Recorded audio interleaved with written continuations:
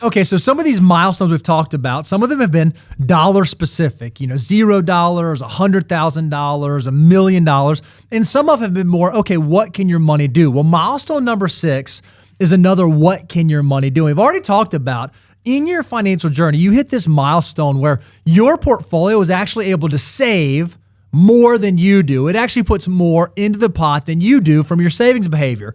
Well, milestone number 6 gets really, really exciting because this is the point where your money actually works harder than you do. It can actually generate more return than you can in income. Now, look, I do want to make sure we clarify. This is not financial independence. Nope.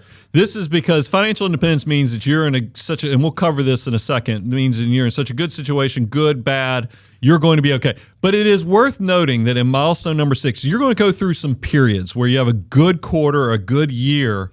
Well, all of a sudden, you're going to realize, wowzer, this is what these guys are talking about with this critical mass point, is I am making more money from my investments than I do from working. And that's something to be celebrated. And we actually want to put together a case study so you can see what we're talking about here. Think about these numbers. If you, at your job, you earn $60,000 a year. Well, if you had a $750,000 portfolio and over the course of a year that portfolio had an 8% rate of return, your portfolio would have made $60,000 literally while you were sleeping. It earned just as much as you. If you make $90,000 a year, you would need a portfolio of about $1.125 million, earning 8% to replace that income. If you make $120,000 a year, once your portfolio hits $1.5 million at an 8% rate of return, it can grow each year more than you earn in your wages. And you've already said this, Brian. This is not financial independence necessarily, but it's close and it's pretty exciting. You know the way that you're going to know this is happening? You know how you're going to recognize that you've hit this milestone?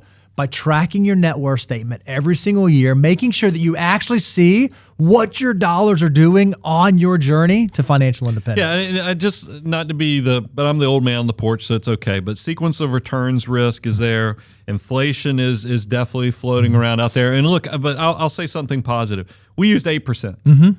There are years where you might make 12 to even 15%. And that's why it will come even faster with less portfolio value. Right. But that's why you have to understand what that number is actually showing you when you celebrate it. But then no, there's one more milestone I need to understand, because I know that market returns are not always up. There's definitely going to be some volatility in my future.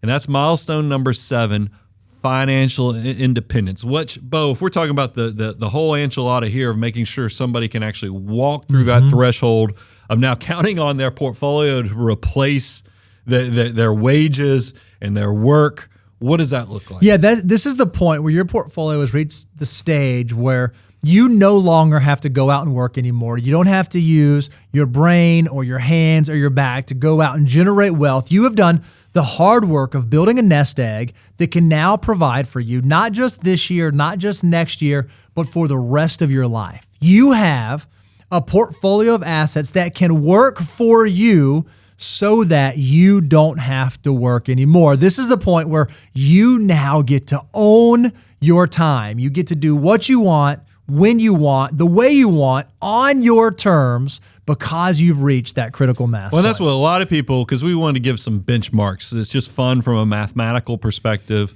Safe withdrawal rates. Sure.